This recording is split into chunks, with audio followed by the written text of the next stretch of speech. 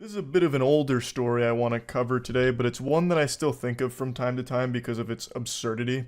It's vintage, 2021, which in internet years is prehistoric, basically. It's fallen out of everyone's consciousness, and I need to do my due diligence to put it back, because man oh man is it a weird one. So let's dive in. It all started in early 2021 when a young teenage girl started to receive really mean text messages from an anonymous troll, and she was getting cyberbullied through these messages for quite some time. Her boyfriend then started to get the same messages. They were extremely personal, they were extremely nasty, constantly telling her to kill herself, this and that. And the mother got really upset at this because obviously, who wouldn't? Her daughter is being harassed by some weirdo degenerate. As I imagine any good caring parent would do, they see this kind of behavior and they start rolling up their sleeves, giving them one of these, why I oughta when I find who's behind this. So she starts to launch an investigation and work collaboratively with authorities to find the culprit. Who's behind this? Could this be the work of the infamous hacker known as 4chan?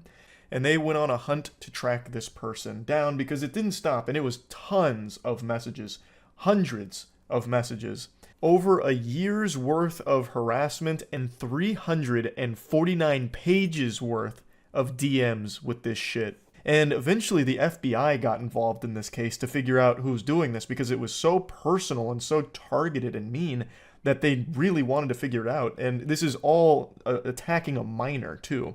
So it was like stalking a minor, just harassing, unrelenting. And eventually the investigation concludes that it was the mother that was sending these text messages. She was running it all through a VPN to try and avoid being tracked down. So she had a real nefarious scheme here where she would just keep telling her daughter to kill herself and insulting her and the boyfriend. There was even this subplot that arose where she started to blame another classmate that could have been behind it. So she started to try and frame another child for this. It was fucking wild. And keep in mind, the mother was the one working so closely with the authorities to, I guess, throw them off of her trail. So this whole thing was kind of like that SpongeBob meme where it's like Maniac on the loose and he's on the walkie-talkie with the Maniac poster behind him with his face on it. That was this case in real life. The Isabella County mom who catfished her own daughter for almost 2 years is going to prison. Kendra Lakari was arrested in December for stalking her daughter and her daughter's boyfriend. Now, I didn't mention a moment ago, but I will now, that it was more than just sending those really nasty messages. Apparently, Kendra Lakari would even send her daughter doctored photos of herself. I guess, like, with really mean shit on it. It didn't go into detail, but I read one of the reports that it was more than just text. She would send photos, too. So I'm guessing she would, like, Photoshop shit with her daughter in there to, like, bully her further off of it. It's so baffling. For nearly 2 years, she sent hundreds of harassing and obscene messages and pictures to the teens every day. It wasn't until the mother of the boyfriend and Lakari herself went to police for help. That's when they discovered Lakari was the one sending the messages. Police also found she tried to frame a third teen as the one sending those messages. Today in court, she was sentenced to up to 5 years in prison. So she'll spend at least 19 months in prison for all of this. And what's even wilder is that there's still no explanation for why. What was her motive? Why would she do this? This is some huge fucking hater energy. She's waking up real early in the morning to have extra time to hate her own daughter. She would send up to 12 text messages a day, every day, all just shitting on her daughter and her daughter's boyfriend. It doesn't seem like there's anything to gain out of this except for making your daughter scared and miserable and potentially traumatizing her, because her daughter's a very young teenager during all of this. So I can't imagine what her motivation was, and she's never explained or elaborated on what the plan was. So I've seen speculation that people thought this was maybe another, like, Munchausen by proxy situation. If anyone is familiar with, like, the Gypsy Rose case, you're probably familiar with that term. But I don't know if that would necessarily even apply here. I really don't know. Maybe it is the mom trying to, like, isolate the daughter somehow by making her afraid of all of her classmates, or maybe trying to push the boyfriend out of her life. The whole thing is just a giant fucking question mark of why would anyone ever do this? And she did this every day for over a year. This was part of her morning routine. Get a nice cup of joe and shit on your daughter. Why? Maybe a power thing? Like maybe she was bullied in high school, so now she's trying to, do the same to like take that back. She's like passing the torch to herself to be the bully now. I don't get it. No one really does. And she has not said why. At least not from what I've found. All you can find is speculation and theories on what the motive could possibly be. Isabella County Prosecutor David Barbary said this is one of the most confusing and complicated cases he has had to deal with. Not only from the case itself, Kendra Licari harassing and catfishing her daughter and her daughter's boyfriend for more than a year, but also when it came to sentencing.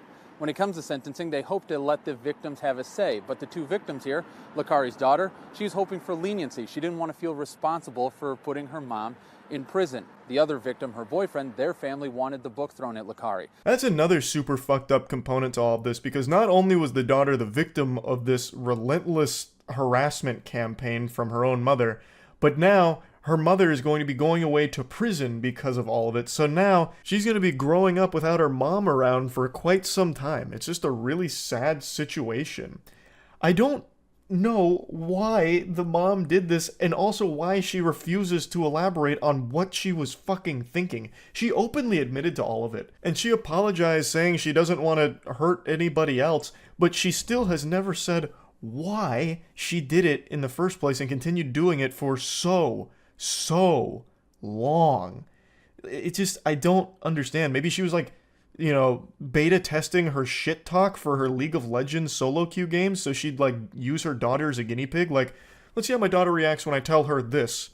Not enough tears. I'm gonna have to go harder. I need to make sure that all the dog shit players in my lobby feel really bad. I need to make sure my trash talk is S tier. But anyway, she pled guilty to 2 counts of stalking a minor, and she's going to prison for some time now. And it's just a really weird situation, obviously, but it merely makes you think. Your biggest hater, who exactly are they? It could be anyone. And don't give me any of that mumbo-jumbo baloney about how everyone loves you, you don't have haters. You do. I'll hit you with the cold water. Even if there was a perfect person that existed, they would have haters because they are perfect. They would hate them for that. So no matter what, I promise you there are people that don't like you. And who are they? This story makes you think. Makes you sit back and go, it really could be anyone. What if the person that's replying to all of your tweets saying awful things like, you're so short, why'd you end up so short, dummy, stupid face, greasy little goblin man? What if that person is actually my own mother? Or father? What if they're both in on it? What if they both have alt accounts where they're constantly spamming my shit, pointing out every insecurity that I could possibly ever have? Could be. You never know, as is clear here. So yeah, anyway, that's really about it. So yeah. There's 2 questions I get asked more than any others. Why am I short, and why do I live in Tampa? And my answer to both of these questions is the same. Because I like it. I like being short. Feels good. Now, obviously, I'm just kidding. I'm not fooling anyone with that response, but what am I going to do about it? Not exactly something I can change, like a bad hairstyle. It's not like the result of being lazy. It's not like going to the gym more often is somehow going to magically make me taller. This is just the way the Lord 3D printed me, and I'm powerless against it, unless I want to break both of my legs and then take years of physical therapy to learn to walk again and all that, which I'm not going to do, so that's the reason I'm short. Can't help it. But my answer was honest to the second question. I live in Tampa because I like it. I know a lot of people outside of Florida view Florida as like some kind of freak show circus PvP enabled zone because of all the Florida Man stories. So people look at this place as if it's some different planet with an entirely different species of people that live here. But I was born and raised in this swamp. 29 years down here, I got that Florida Man gene embedded deep in my DNA. And boy howdy, I tell ya, I don't see myself moving anywhere outside of Florida. I think even when Florida ends up entirely underwater, it'll be like the new Atlantis. The Florida people will persevere. We'll grow little gills, and we'll have our own new society underwater. And we'll still probably have Publix too. I got a little lost in the sauce here. The whole reason I'm even talking about Tampa to begin with is because of a local news story I read today, coming from my neck of the woods, and it's some pretty deplorable shit here. So I wanted to share this because it made me ashamed of my fellow Tampa enjoyers. You are watching what cops say is a terrible crime committed by a brilliant chemist. First, he's seen filling a syringe with some sort of substance. Then he places the syringe under an apartment door. Now, he's no Walter White or anything, but this guy is apparently a very gifted chemistry student. He was enrolled at the USF PhD program and, according to all the reports, was very gifted. And what did he do with those gifts? Well, he delivered them like Krampus to a family's doorstep and brought a lot of problems for them. So he was injecting these chemicals under their doorstep for months, and it caused the family and their newborn baby to get pretty ill. Umar Abdullah and his wife had just had a baby. Almost immediately, they say, their downstairs neighbor, then a PhD student in chemistry, began complaining about noise. Imagine being such a miserable piece of shit that a baby crying makes you so upset that you decide to try and assassinate the whole family because the noise is too much.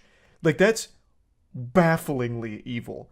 I understand that a baby crying or being noisy can be a bit annoying, but I just don't know how it can make somebody snap like this. I had an apartment in downtown Tampa, and you can only imagine the things I was hearing there. Between some occasional gunshots as well as some wackier noises. Like, a long time ago, I even posted a video about how there was a whole group of frogs that used to fuck right outside of my window of where I slept. And it made it very hard to sleep because they were being real rowdy. But you know what I didn't do? I didn't go out there, take a bazooka and blow up the frogs. You know, I didn't go out there with a sledgehammer and tear up the orgy by killing all the frogs or anything. I politely knocked on the window occasionally, trying to, scare them away, like, take this business elsewhere. I also more than once would open up the door out back of my apartment in order to, like, rustle the bush that they were treating like a frat house to get them away. But the thing is, it never elicits such an extreme response. I get noisy neighbors are frustrating. Like, neighbors above you that are just slamming around, like throwing bowling balls back and forth, just causing a ruckus at all types of odd hours. It's a headache. But this is not the same situation in the first place. It's a baby. It's a newborn baby. Obviously, it's going to cry from time to time. That's how babies work. That's just how it is. Like, I just can't imagine the lunacy here to do something like this, which is basically attempted murder, fundamentally, I would say. It's just fucking crazy. That's him skulking outside the apartment in Tampa. After my daughter was born, right after we came back from hospital, he started complaining. Then the family began smelling chemicals pervading the apartment. Everyone, including the baby, started getting sick. Psychopath energy just rolls up so casually, like this is just routine. Another walk in the park. No, business as usual. Gets the syringe out and then just blasts it under the door. I'm also a little surprised nobody else saw him do this. I guess I don't know how many residents there are in the area, but like, he walks around with the vial and syringe out, and no one really stopped to question that around the premises, that is. Or I guess maybe it's possible, since we only see him at the top of the stairs, he brought it out right before the camera catches him. But yeah, just very nonchalant about what is basically attempted murder. Became overwhelming, and that's when the new dad decided to install a hidden camera. At first, the surveillance video caught just a glimpse of the suspect. The next day, when the camera was repositioned, this happened, and the terrifying truth came out. Initial toxicology reports from police say the substance being pumped into their apartment consists of two strong opioids, methadone and hydrocodone. Now, to further explain, the family was aware of the chemical odor that was permeating through their residence, and they tried everything to get rid of it. They checked all the pipes, everything. Eventually, the landlord even replaced their water heater, thinking that could have been a culprit, maybe something gone awry, malfunctioning in the water heater, leading to that smell. But the smell never went away, and they kept getting sick. The husband noted vomiting. It was just not a good set of circumstances. And that smell that smelled smelly just kept coming back. So eventually, the husband got a hidden camera that he could set up outside in a plant, just in case it could help lead to some kind of clues on where this smell was coming from. And that's when they learned who the villain was behind the smell. It was their neighbor that is still seemingly upset that a baby cries. Nobody tell him that he was also once a cringe baby that was making crying noises too, because he'd lose his goddamn mind on it, I guess. He's still upset about it, so then he turned to biological warfare. The suspect is identified as Xiuming Li, who got his PhD in chemistry at the University of South Florida. Abdullah says he got his family out of the house and then immediately called police. Lee was arrested and charged with multiple counts, including possession of a controlled substance and aggravated stalking. This is a situation that, had this not been ultimately caught, could have resulted in someone dying. It's scary to think that something as simple as your newborn baby crying was almost a death sentence for this family, or their child at the very least, because it's a newborn. It's not exactly the best things to be inhaling, hydrocodone and methadone. Now, I'm not exactly the most familiar with these substances, as shocking as that is to hear, but it certainly sounds pretty dangerous to me. So I'm happy the family got to the bottom of it. Hopefully there's no lasting side effects from this whole ordeal on them. Hopefully everything's just smooth sailing from here. And yeah, this is just upsetting for all of Tampa. This isn't what we're about down here. Tampa is a place known for many great things, like bath salts and good neighbors, and this guy was not a good neighbor. So yeah, I just wanted to go over this a little bit just because I saw it. It's in Tampa. It's super weird. Anytime there's a Tampa-related crime, it feels personal for me as a resident of Tampa. It feels like, how could you? We're better than this, damn it. You're giving Tampa a bad name. Like, I just feel disappointed. Like, just genuinely disappointed. It really feels like there's some old geezers in the world that are just perpetually infuriated and looking for any excuse to take out their anger on whatever poor soul happens to be in the vicinity. Today, there's a video that's gone viral where the president of the HOA caught some two hooligans, some rapscallions, committing an unforgivable sin of fishing in a pond. And he gets up in their face, starts yelling, screaming, spitting, shitting, soiling his old man diaper, even grabs one of their fishing rods and tries to break it over his glass knee, all because they had the gall to fish in that pond. Yo, don't touch my rod. Don't fucking touch my rod. Trespassing on private property. Don't threaten us. You're trespassing on Don't private threaten property, us. young man. We're waiting for the police to come. You don't need to get out of here. Leave. No, we're gonna talk to them. Leave. We're gonna talk to them. He's actually hitting him with the classic scram buster gesture. The take a hike, pal emote that he's dropping on him right there. So as the shirt says, this gentleman is Tennessee strong. But you know what's not strong? His fucking knees. The way he walks around looks like a wounded penguin. He has a gait pattern that screams hip pain. So he comes up to this child, grabs the fishing rod, and tries to break it over his already fragile knee. And then I think that injures him even further. Like, he may have broke the $200 rod, but that fucking knee replacement surgery he's going to have to get as a result of this disgusting, pitiful display is going to be far more expensive. You threatened us. He's our president. You threatened You want that us. phone to go in the lake, young man? You threatened us. You want that phone to go in the lake? Back away Walk from out of here, him. boys. Back Walk away out from of him. here. Back Don't up. test me. Back Walk up from out of me. here. Back up from me. Get out of here. Back up from me. I love the peanut gallery that he brought with him from the retirement home. So, like, the geriatric goof troop over there is like, he's our president! And one of the other guys is just giggling like evil maniacal laughter. Ha ha ha ha ha. You've done it now. You've upset the HOA president. Your goose is cooked, gentlemen. It's so fucking pathetic. It's so sad. To get to this age and just be this bitter and angry about something so small. Kids fishing in a pond? Who gives a fuck? Even if it is private property, which I don't think it's his private property, by the way. There's like 5 houses all right in that span. Like, it's not his land. But let's say they are trespassing. It's one of those things where you can absolutely handle it in a better way. Just be like, hey kids, you know, not the biggest deal in the world, but this is private property. So, you know, just keep that in mind. Or maybe, you know, go somewhere over there where it's not private property to fish on this pond. Like, you could handle this like a fucking adult. Like, he's more childish than the 15-year-old kids that he's harassing right now and breaking the property of. How'd I take that phone and put it in the lake? Yeah, now I'll press charges. For what? Like assault, what? For what? Assault. Yeah, I'm not assaulting you. Get out of here. We're just gonna wait. We're not gonna mess with Get anything. out of here. You're fishing in a private lake. Get the hell out of here now. The cops are coming. We're just waiting for them. Okay, good. The way he yells reminds me of Chris Farley, living in a van down by the river. He's actually hitting a fucking Farley right now. He's so upset. It's like, this is such a trivial thing to make a huge issue out of. All of this hoopla because they're just fishing in a pond. They're not hurting anyone. This fucking old generation here that he represents is also the same one that uses the classic low-hanging fruit of, all kids today are so lazy with their TikTok whatchamahoozits, they don't go outside and do anything active anymore. It's no wonder they're all fucking depressed and sad. And then you have kids that actually just go outside fishing, hurting no one, doing nothing wrong, and they're still mad. They're just still fucking mad. You know what? We're going to prosecute, so your parents are going to be real proud of that. We're going to prosecute you, and you're going to pay all kinds of money because you're being a dick. I'm not being a dick. You are. Sir, you're the one yelling. You're on private property, Sir, young man. I'm just trying to fish. You threatened us and you walked up. Get out of here. You're on private property. Get out of here. I'll always find it fascinating how people get into this delusional state when they have this temper. Like, when they're starting to rage like he is, all logic and common sense just leaves from their noodle.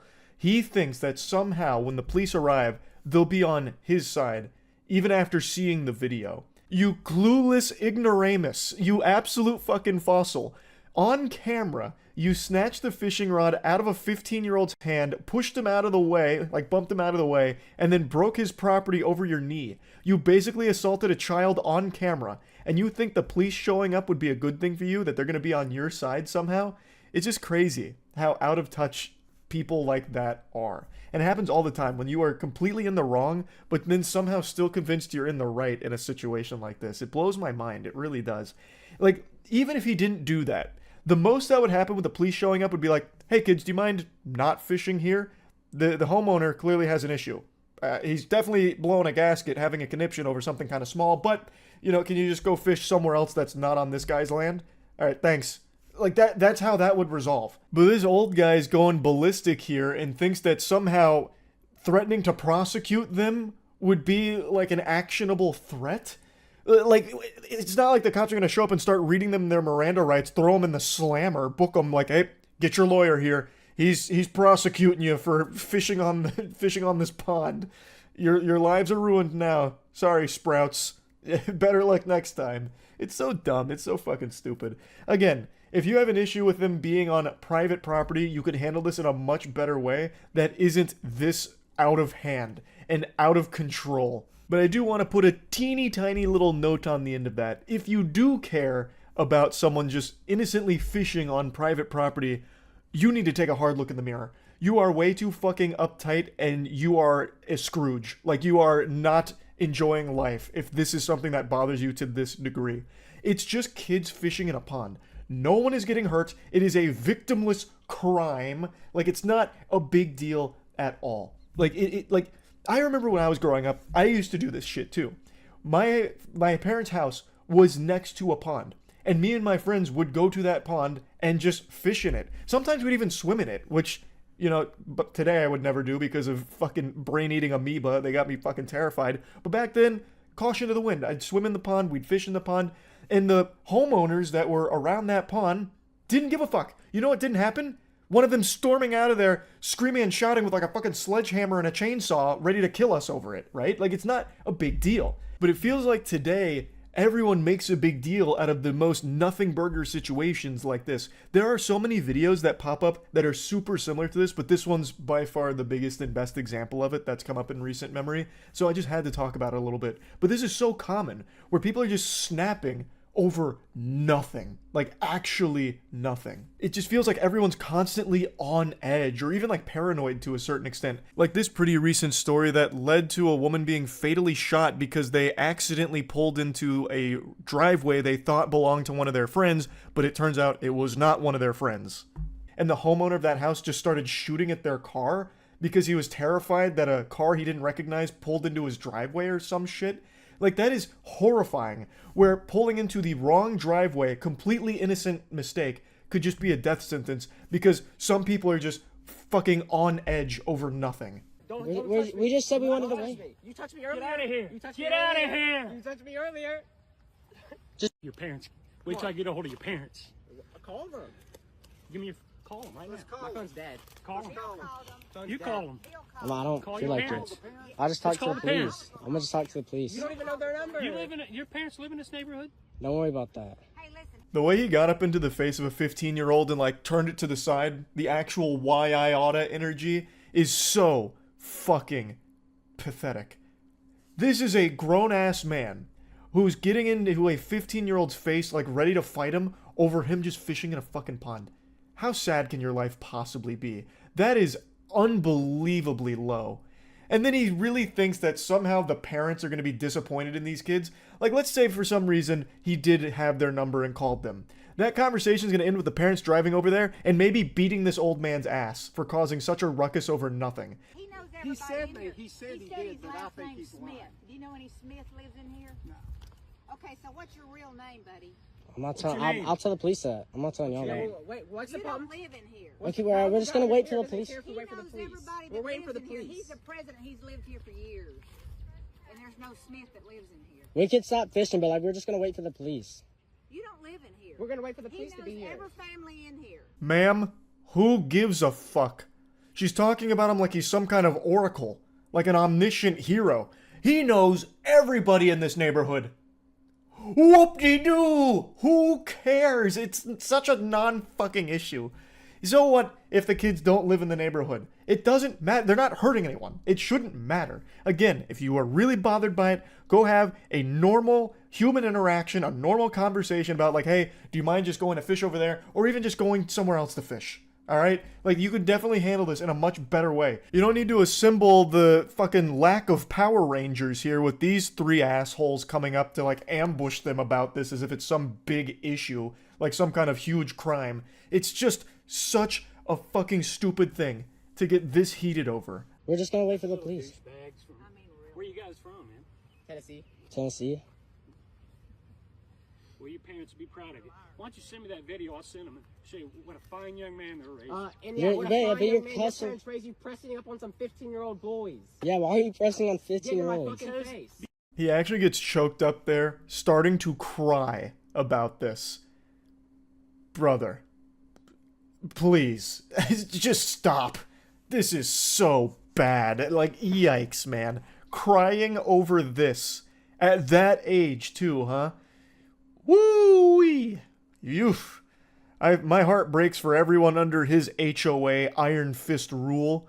Yikes. Goodness gracious. I don't know why he thinks their parents are going to be disappointed in them.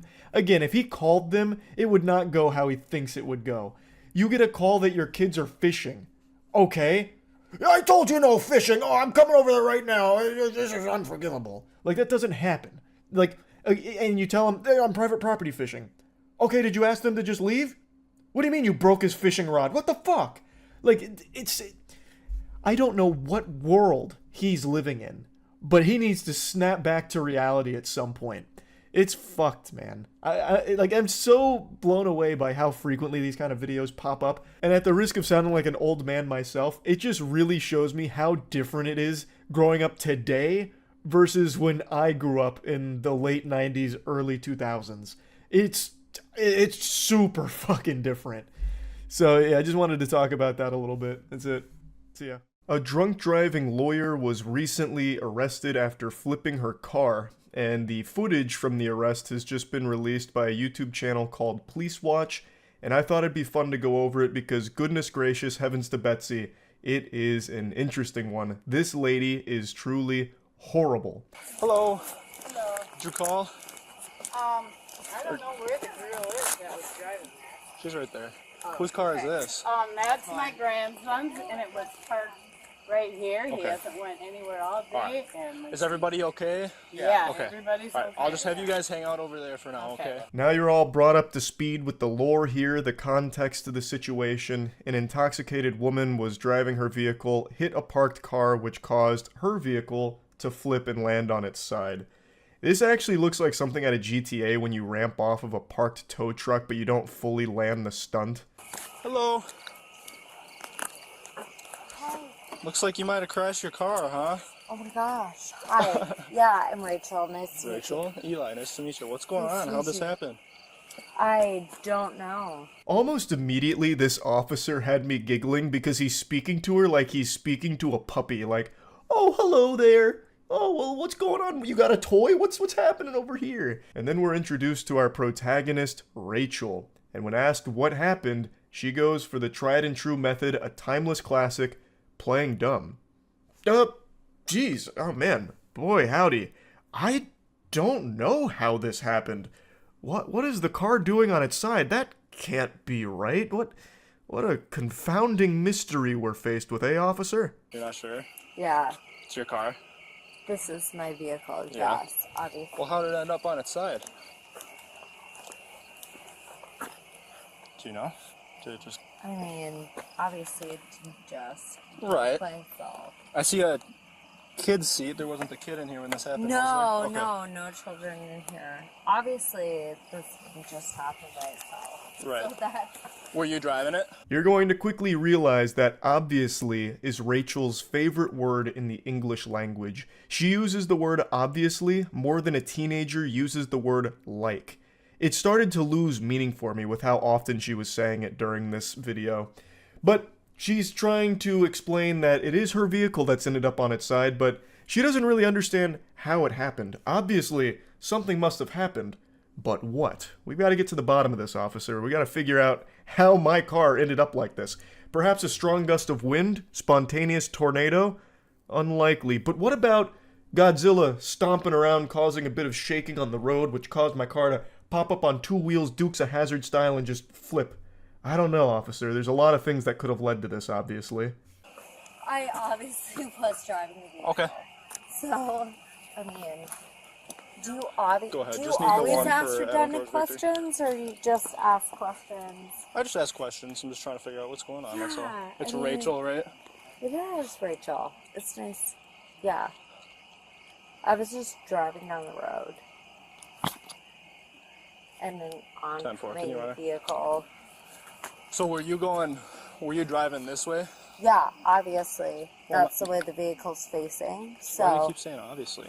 well, I mean, I think The officer's asking too, why do you keep saying obviously? He just rolled up to the scene. Pulling up to a scene with a fucking rolled over car on its side isn't exactly the most normal thing ever. That's not something that just spontaneously happens. Especially on like a not busy residential street with nothing around. This is a fucking barren, empty area here. It's like she just crashed outside of Courage the Cowardly Dog's house in the middle of nowhere. So clearly the officer doesn't know all of the details around how this could have possibly happened. So he's asking you. I don't know why she's so combative already.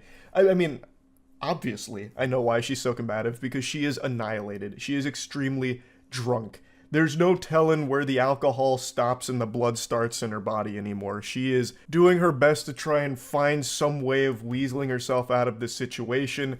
A car turned on its side here isn't just some, like, random thing that happens. So her going, obviously I was driving in this direction, there was a car, and well, one thing leads to another, and now look at the pickle we're in. Yeah, you know, it happens all the time. Why are you making a big deal out of it, officer? Do you always ask such redundant questions? everything with this scene is pretty obvious, so Okay. I don't think there's much left to... I guess, did you just not see the car on the side of the road, or how did it end up getting hit? There was no car on the side of the road. There wasn't? Not to my knowledge, no. Rachel, I am looking at the car on the side of the road that you hit. It's still right there. It hasn't despawned. It's sitting right there. You looked at it. The officer shined a light at it. Did she drink herself blind or something? What are you talking about? The car you hit is still right there, staring you in the face, staring a hole through your soul. I don't know why she's trying to, like, pretend it's not there. There was a car driving this way. I was clearly driving in my lane. Okay.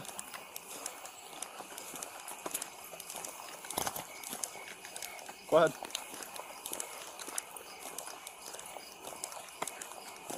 She's trying to cast like a genjutsu on the officer here to convince him that there was another car driving and that's the one that's actually at fault. Clearly she was in the correct lane, like a good law-abiding citizen and a very not drunk good driver. And then all of a sudden things went cattywampus and it's all that other driver's fault that was driving this way. And then the officer goes over to the vehicle that she hit, the parked car, and then she still tries to continue this ruse that she did everything right, and yet can't explain how her car ended up on its side. Oh my god. And the entire time she still stays so condescending, so insufferable. Where are you coming from tonight, Rachel? I was coming from my friend's house on the south of town. On south of town? South. Yeah. Okay. Super Was there anyone in the vehicle with you when this happened? No, there was nobody with me, and I can tell you, like, there was obviously, You had anything to drink tonight, Rachel? no, I You haven't. can just be honest with me. Well, I'm convinced she's stone cold sober. Well, now we just gotta find the guy who's responsible for flipping her car over, that hooligan, absolute scoundrel. I also don't understand what she started doing with her hands there. She just goes like, obviously, and then starts doing like a John Cena, you can't see me. So I don't know what she was trying to do there. It looked like she was about to bust out a fucking anime move with that one, or start going into like some crazy dance moves, like a body wave or something. No, I It's not haven't. gonna it's not gonna incriminate you No, any further or no, anything no, like I know. Nope, no. that? Nothing to drink, huh?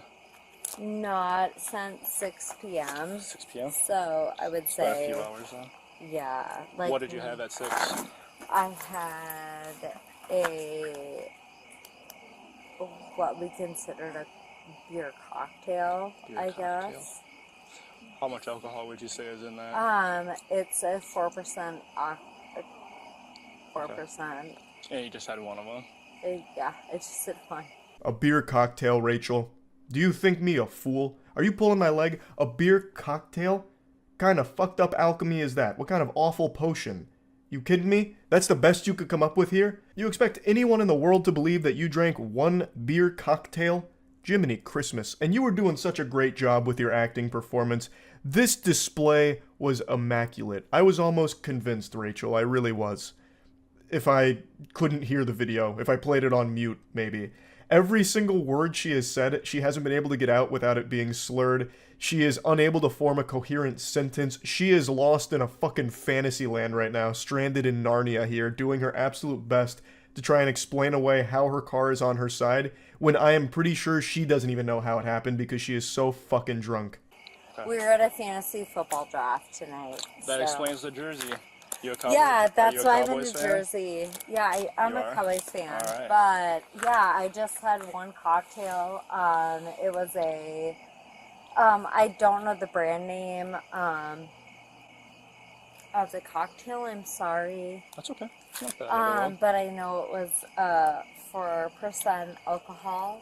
Don't worry, Rachel. I'll go ahead and dunk this alley-oop you've tossed me. I think I know what the brand name was of the cocktail you consumed. Was it perhaps a Liar's Light? Or what about a untruthful brew? You're a liar. What I'm saying, Rachel, is you are literally lying. This is ridiculous. You make me sick. So here's the deal, Rachel. So here's the deal. I just- won't answer any more of your questions. You're not going to answer any more of my questions? No. Okay. Well, you don't have to if- answer anything. If you'd like Hey. to know, nope. Actually, Rachel? I'll let you know what's going on from now, because you've superseded your know what you rights mean. of asking me questions.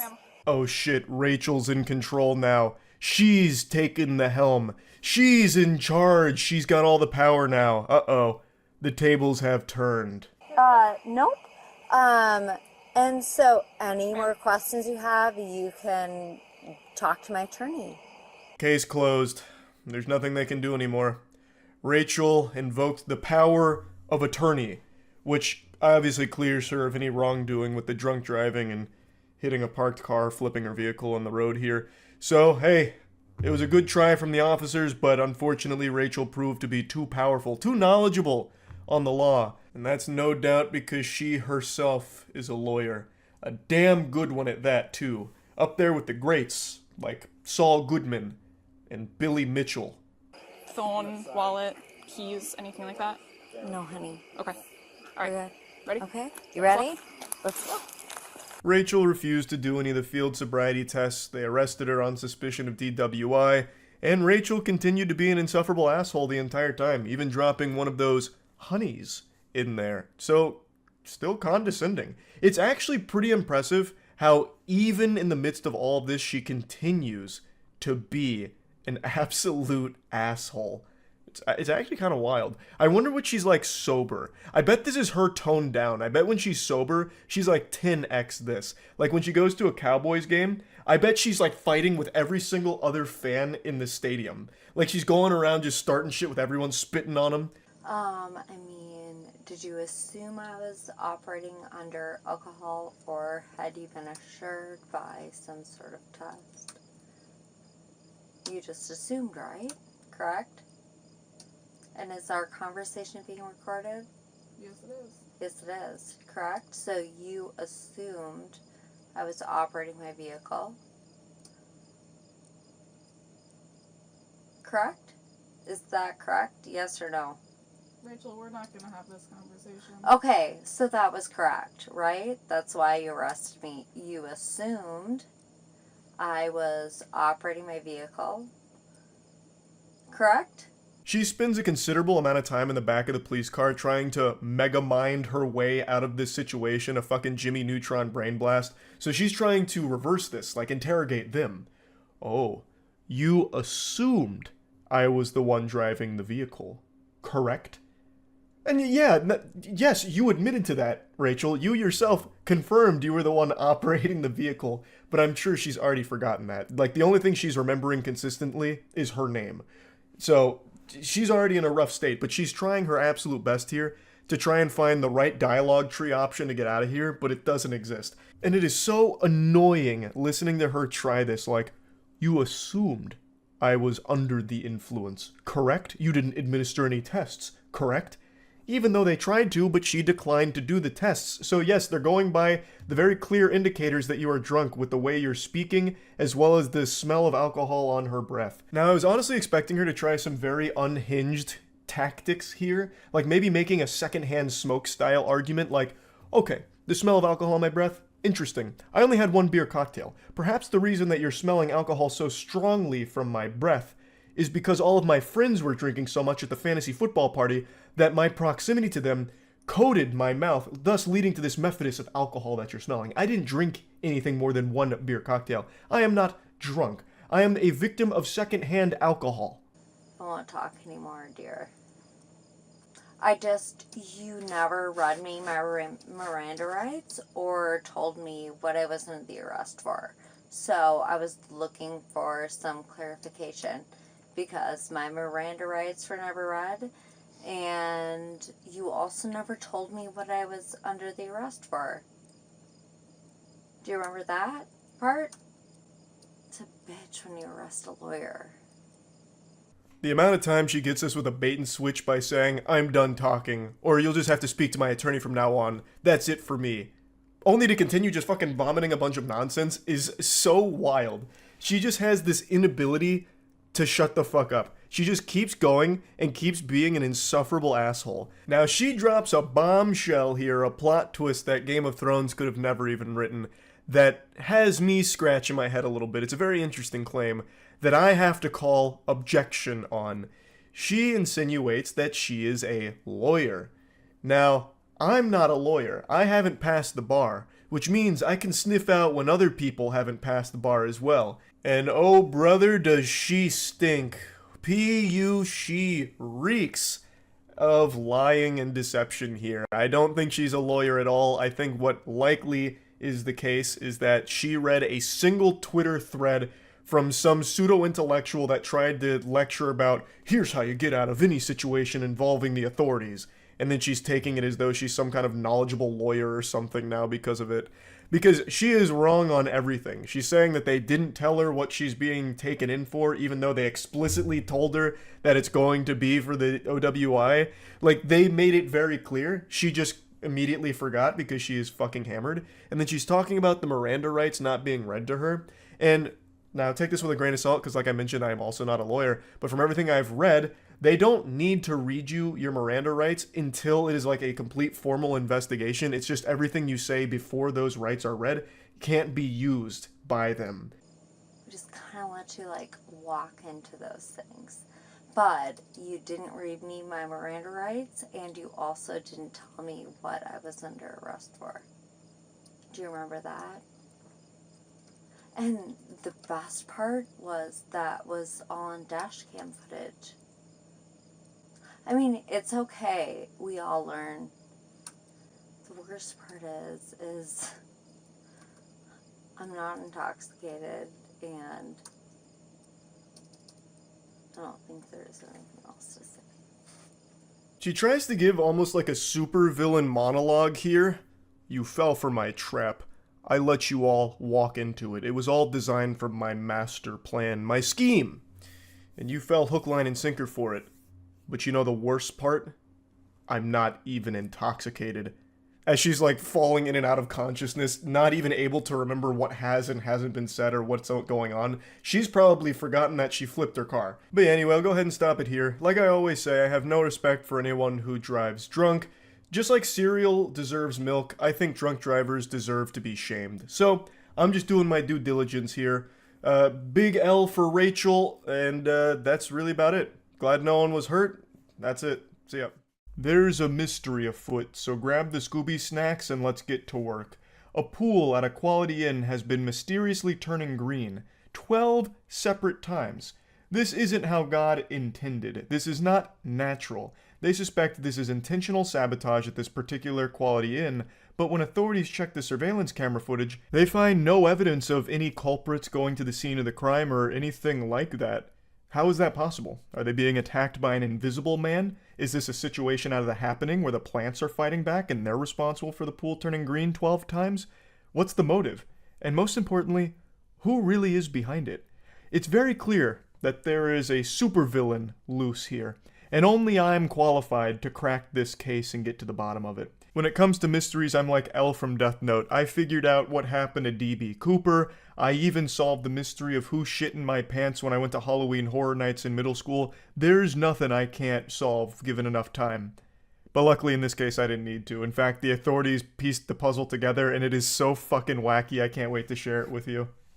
Cops pull up to a shocking sight. A pool where the water has turned neon green. What in the world? What is that? Sandra Woolston, the co-owner of this Quality Inn and Suites in New Jersey, was baffled when her motel pool mysteriously turned from clear water to this. The voiceover for this one makes it sound like an old infomercial. Turned from clear water to this! Ew! But luckily with OxyClean, we got it right back to a clear blue. I don't know why he's, like, exaggerating all of the statements in this manner, like with his intonation, but it's really enjoyable. It makes it, like, even more gripping, in my opinion. But anyway, that's the story in a nutshell. This Quality Inn, for some reason, keeps having their pool turn green. And the only way to fix that is for them to keep draining the pool, which is extremely expensive. I watched it turn green in front of my eyes. Somebody is sabotaging my pool. My pool is yellow as my guests can go inside the pool. I broke down. I didn't know what to do because with all these kids waiting to use the pool, but they couldn't go in. The pool had to be drained and refilled with clean water. 2 days later, the vandalist is back again. Our pool is green as a grass. It happened a total of 12 times. So either this place is cursed where they've built it on top of a Hulk burial ground and he's getting his revenge by turning the pool green with gamma radiation, or there really is a practical jokester that's really taken a liking to turning this pool green for some reason. That's all the information we have to work with so far. There are some more clues we'll get to in a moment, but let's start to piece together potential narratives together as a thought experiment. Perhaps whoever is responsible for sabotaging this is a previous guest at the Quality Inn who recently had a negative experience with that pool. Now, if I was on scene during this investigation with my monocle, magnifying glass, and pipe that I was smoking, the first thing I would ask would be if I could have access to the guest registry over the last couple of weeks, and if there'd been any reports of complaints from the guests about the pool. Assuming, of course, the Quality Inn keeps records on their complaints, it would give me a narrower list of suspects that I could focus on. I'd then set up an interview with each name on that list, and I'd do a little game of good cop, bad cop, where I'd be the bad cop and the good cop would come in with like a soda from McDonald's. I'd invite them to drink the soda. When they take a sip, I would then inform them that what they just consumed was truth serum, which means they could no longer lie. Then I'd finally finish it off with the brain buster, the most important question: did you do it?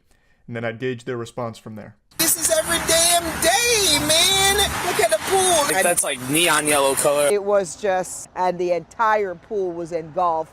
What was turning the pool green? Here was the first clue. An object she found at the bottom of the pool. I'll be honest, that object looks like some kind of extraterrestrial being. If you put a picture of that object on the r/alien subreddit, they would gobble that shit up as true evidence of like an alien brainstem or something. That would give me no clues here. I'd start really thinking paranormal about this. Like, oh, maybe there's not a person behind this. Maybe it's a cryptid or something. I don't know what the fuck that is. That looks disgusting. Whatever that is. It must be whatever turns the pool green.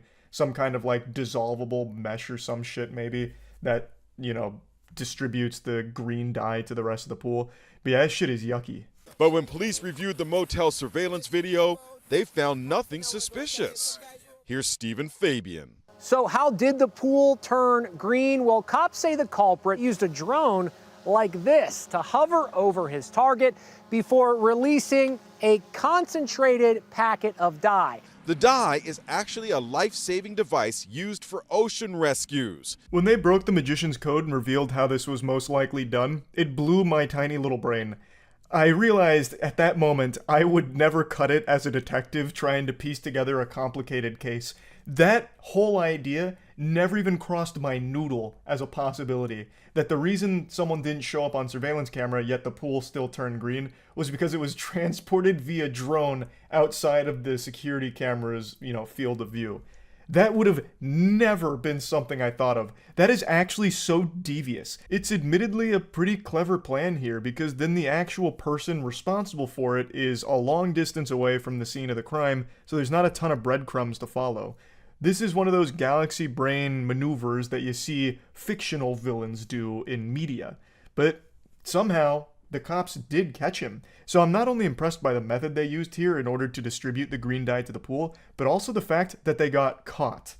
So, who do police say was behind the attacks? They arrested 45-year-old Patrick Spina, who owns a heating and air conditioning business close to the motel. The motive? Cops say he's a prankster. He didn't have much to say when we caught up with him. There he is, that scoundrel. So, they've got him. Apparently, I will say that they didn't do a great job of explaining how they really connected him to this. So apparently he owns a business nearby, but when I first heard that, I thought it'd be like, oh, it must be a competing business and this is his way of sabotaging a competitor, trying to take them out of business or financially harm them.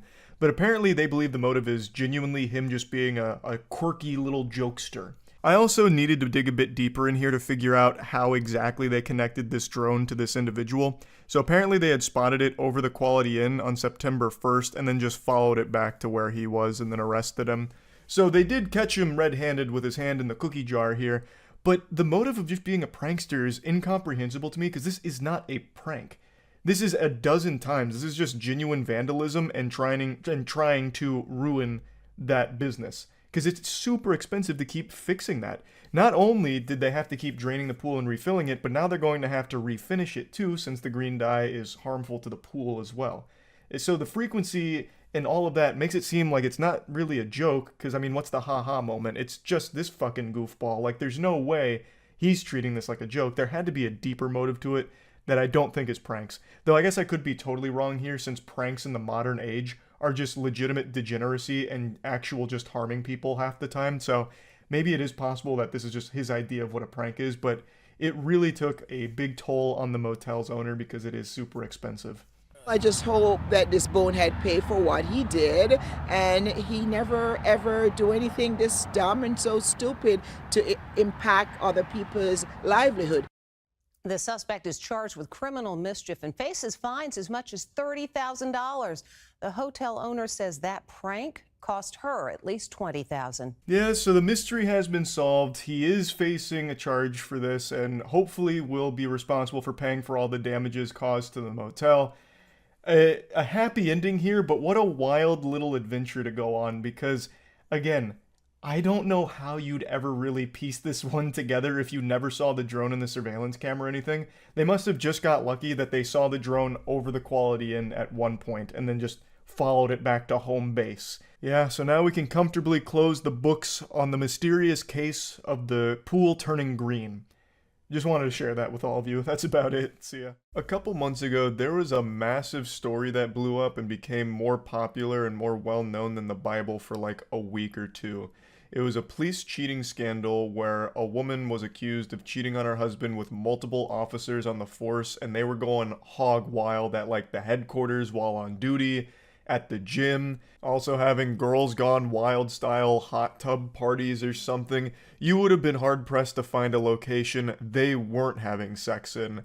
There was more DNA throughout that headquarters than at a goddamn sperm bank. You could have cloned all of the officers with all of that. I bet if you brought a blacklight to the headquarters, you would have had that shit lit up like it was a game of Splatoon. And she kind of became the face of cheating for a little while, like the mascot for extramarital affairs.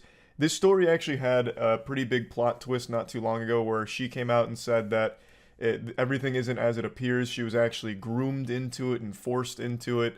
I don't think there's been any updates since that statement came out, but that's kind of where the story's at. And now the same thing is happening yet again at a different department. It really seems like police headquarters are like frat houses at this point. So let's go over this news story where a 911 dispatcher is accused of sexting with 7 men and having an affair with at least 2 of them.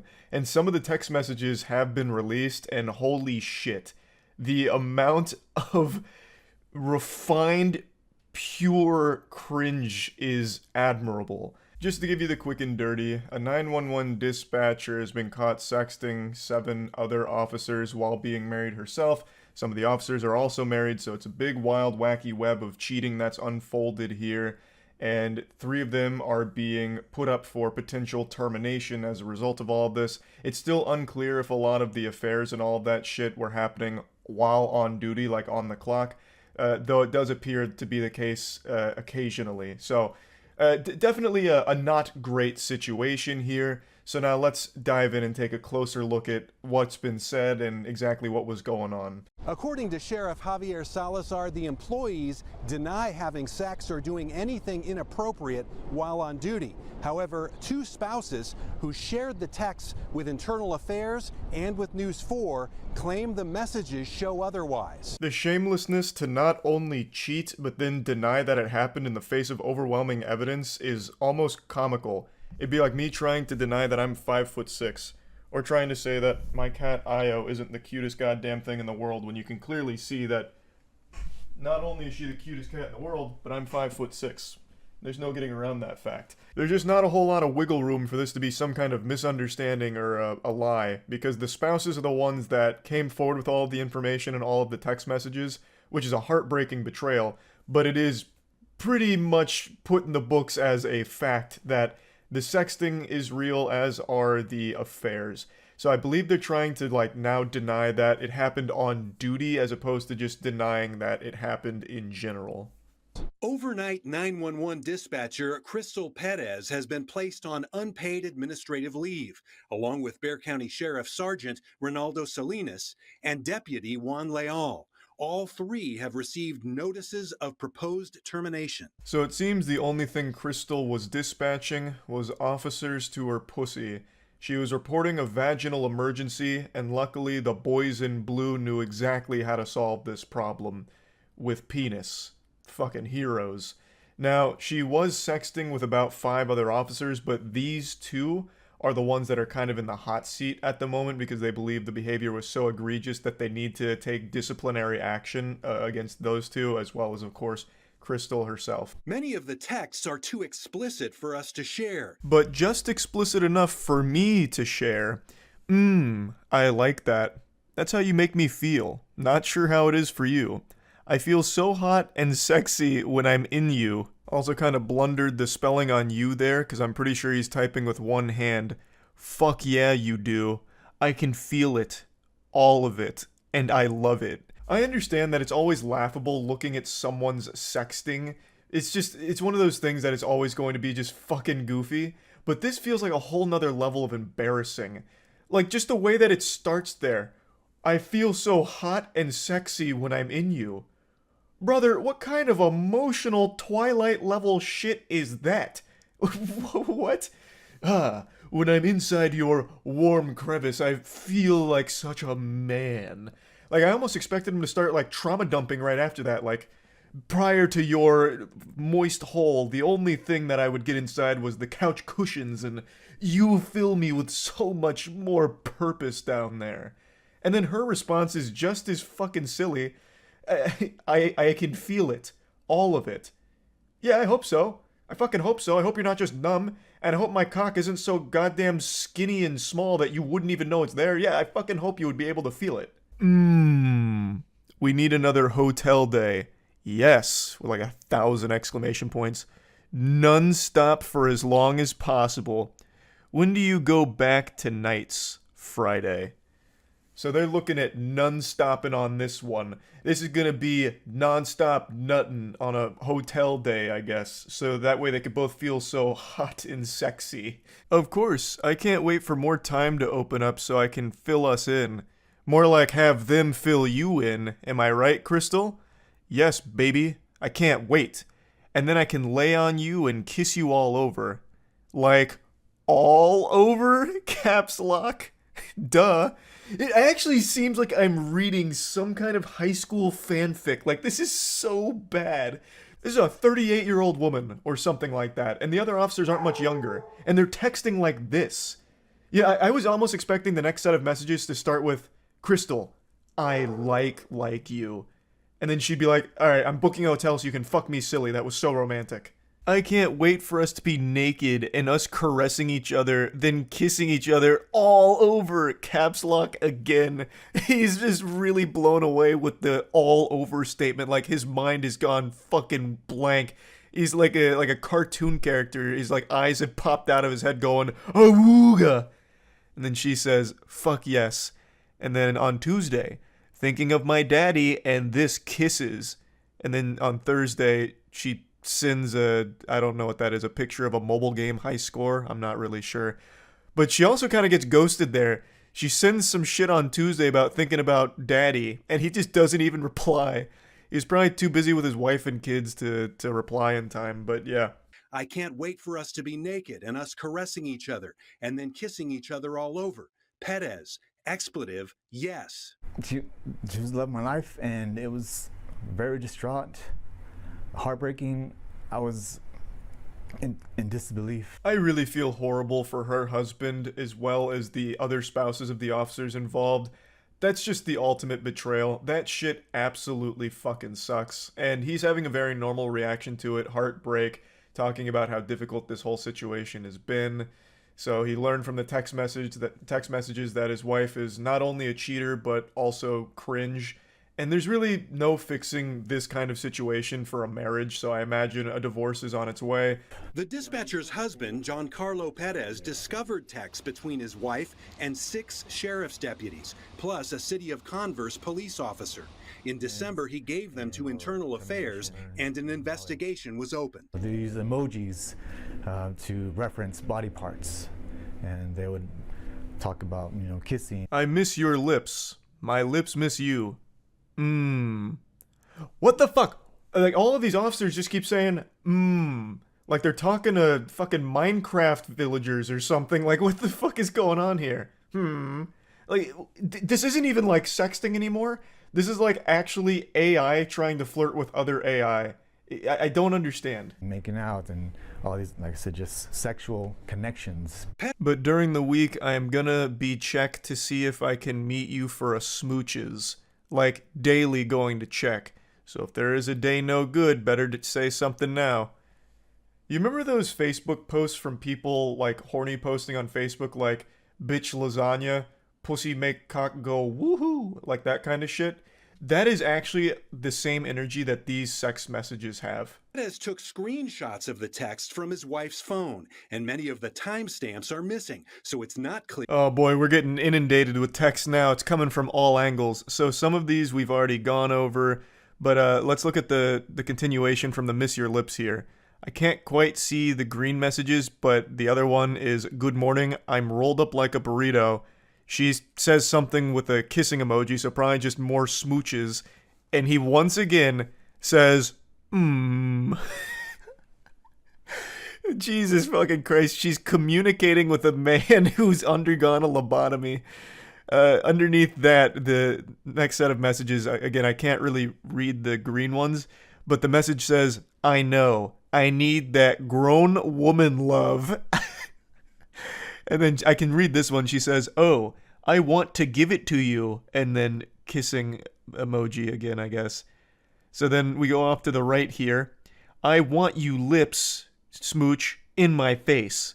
And he says, I am the hunted. Feel like the main actor in one of those Predator movies. What is happening? This isn't sexting. What is going on? I need that grown woman love. What? And then the out of fucking nowhere starts getting her with a Shakespearean monologue. I am the hunted. Feel like the main character in one of those Predator movies in response to her talking about giving him kisses. What is going on? I am the hunted. I am the night.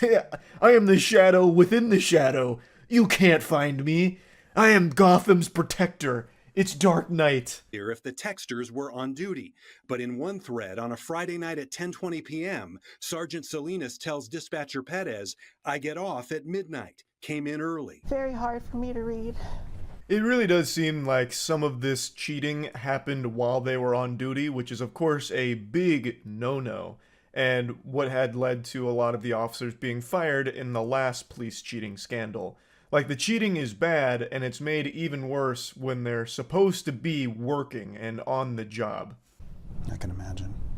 Jessica Jarvis is now divorcing a fourth sheriff's employee who is being disciplined.